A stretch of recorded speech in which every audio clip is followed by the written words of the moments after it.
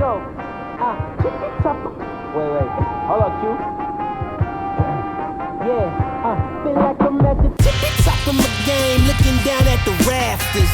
I had to son these boys, can't leave them bastards.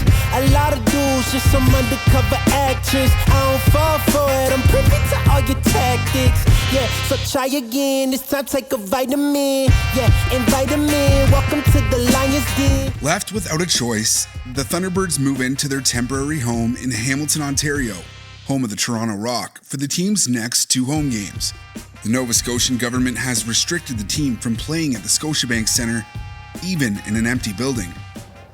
It's been an extremely frustrating process, first and foremost to our fan base, who we really would love to be playing in front of again. But now, more importantly, our players, who they don't know when we're playing, where we're playing. Makes it very difficult for them to prepare, and it feels like we're letting them down. We had to make the difficult decision of moving these games to Hamilton, but it was necessary just to make sure we can finish the season out. Being able to play in the Nest is one of the greatest buildings in the National Lacrosse League, and for us, we take a lot of pride in that, and that's where we obviously call home. And being able to have that fan base alongside us, not just play at home, but have that fan base cheering us on, brings a lot of momentum to us on a consistent basis. Not to be able to have that and not to be able to play in our home barn definitely takes effect on everybody. So hopefully we can get back to Halifax. We're working very hard. Everyone in Halifax is working with us to try to get this accomplished, and we're hopeful we'll be back for the game on the 19th. But if we can't get some answers soon, we have no choice but to move some more games and just do what we need to do for our guys to be ready to play. This move all made possible because of Toronto Rock owner Jamie Dowick and the rest of the Toronto Rock organization, who helped make the transition as seamless as possible for the Thunderbirds. Extremely thankful to the Rock organization, to Jamie Dowick, to Terry for everything they've done. I mean, Terry has been there for me all week. Anything we've needed, she's been there to answer and help and put us in touch with the right people to get these games off the ground. So thank you so much to the Rock for everything they did for us. Now 3-1, the Thunderbirds will look to put an 8-6 loss to the Albany Firewolves behind them as they take on the New York Riptide in their 5th game of the season. Forward Kyle Jackson, a healthy scratch in the team's last game, will find himself back in the lineup with a message received. Yep, had talks with Kyle, and I think you can either sulk after something like that, or else you can come out positive attitude, and he was obviously on the positive side of things, and it was good on him to really take it as a step forward in his game, not so much a step back, being sad, like a step forward. And again, I think you'll notice a huge difference with his play tonight. Like Jackson, team captain Cody Jamieson is in search of his first goal of the season. The last time the star forward went 2 games without a goal was March of 2018. The Thunderbirds still aren't ready to sound the alarm with Jamieson. A diesel engine takes a little longer to warm up, you know what I mean? Like he can't fire as quickly as maybe he used to. And if it takes a couple of games, it takes a couple of games. If there's anybody you're going to be patient with, it'd probably be him. In the coach's room, head coach Micah Kersey and assistant coaches Roger Kreisler and Stu Montour look back on the team's last game, knowing one loss shouldn't change the direction of the ship. There's no panic. I mean, the fact is we didn't play well, right? And maybe it is, you get to a level when you're playing well and you're winning games that you kind of get away with some of the bad things that you kind of create, those little habits that you create. And I think we came out really flat, and then it was just a struggle to kind of get back into it. So again, we come in here and we change our attitude and how we approach the game. No, we stay consistent with what we do, right? We're here to work hard. We're going to have fun. We're going to do it as a group and together. We come in here and we change exactly everything about us, our demeanor and how we approach things. They're going to be like, what the fuck? This is not what we signed up for, right? So at the end of the day, we can't go out there and do it. They got to go do it. So I'm hoping for a 60-minute effort out of them, and I know the boys will perform today. Well, I think everybody kind of, reevaluated how we're going to play and the team that we want to be. We're a little bit still thinking about the team that we were a couple of years ago when we're in Halifax, our first year there, and we got to find our own identity. That's not us anymore. We're not that team. We're the 2022 Thunderbirds. So We got to write our own book, and we can't skip chapters, and we just got to grow game by game. Season's a roller coaster. We're going to have ups and downs, and we want to limit the downs and keep climbing up and get better, week in and week out.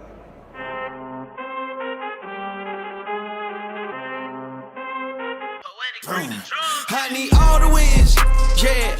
Ain't no L's, I gotta get a no call to quits. Back at the FirstOntario Centre ahead of game time for the second time, but this time on the opposite side of things and ready to make themselves at home. This was an interesting one for me. I think Halifax, a lot of the chatter is like, how the offense is just driven by the righties, and they're a team that has a chip on their shoulder. But for me, it's the defense and Warren Hill that's just not getting the love it deserves. An almost fully healthy Thunderbirds roster will go head-to-head with the Riptide, who, though 1-5, have been much more competitive in their second year in the league and are trending upwards after an 18-17 overtime loss to the first-place Buffalo Bandits just a few days ago. Buffalo looking to improve to 5-0. Smith, Byrne wins it on the road! Got something special brewing. Let's go prove it. Right? It's time to put up or shut up here. Everybody else wants to down us. Let's show them what we got right here. Already down 1 in the first, Thunderbirds up a man when Cody Jamieson gets the ball up top and lets it fly for his first of the season. As soon as I scored that goal, I was thinking about, all right, I got to get another one. When's my next one going to be? I'm never going to be satisfied with just one goal in the game. Thunderbirds on a roll. Now 4-1 in the second on a 4-goal run, and Kyle Jackson gets the monkey off of his back. First of the season, Halifax takes a sigh of relief, and the Thunderbirds have the commanding lead. As expected, the Riptide don't plan on going anywhere without a fight. Callum Crawford, second of the game, has the team back in it, down by a goal heading into half. Hope is a dangerous thing. I'll give teams hope. That's right. We're getting transition because D's coming hard. D's not chasing numbers because our offense coming hard. Right? O continue to move the ball. D continue to battle through those picks. Let's stay disciplined, stay out of the box. I'll say those 3 words again. Discipline, effort, and trust. Let's get it. The time is now for the Thunderbirds to keep their feet on the gas and seal the deal. Couple of quarters won, and this team heads home with the victory. Graham Hossack gets his first of the season and allows Halifax to take the third quarter 2-1. Thunderbirds up a pair now heading into the fourth. And after the teams trade goals, it'll be Ryan Tarafanko's first career NLL goal, which gives the Thunderbirds the 4-3 edge in the fourth. Tarafanko shoots, he scores! Putting his team up ahead 13-10, which stands as the final. Had a couple 9 different goal scorers for Halifax, so a pretty nice tidy win for the Thunderbirds, who are now 4-1. Well, I think this was the bounce back game, right? After they kind of laid an egg there the prior week, and they heard about it from McCursey, and I think everybody to a man on that Halifax team took it personal. Right, we worked for each other. Right, that's what being on a team is. Battling for each other, battling for the guy sitting next to you. Great team effort, great response, right? They came back, tied it up, no panic. We stuck to what was working, and we got back into the lead, right? 2 game balls. Offensively, been struggling a little bit. Phenomenal game here tonight was KJ.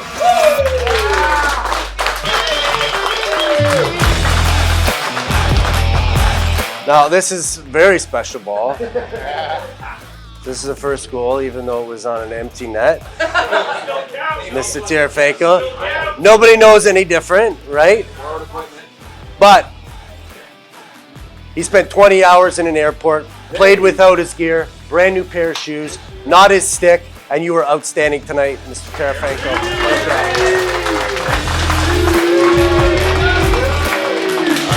I appreciate you guys, man. Winning's fun. Keep it going. Halifax improves to 4-1 on the year after a complete team performance. It's time for the squad to regroup before taking on a Philadelphia Wings team on Sunday, a team that has already played half of their season, one that will be hungry after a tough loss at home to the Toronto Rock.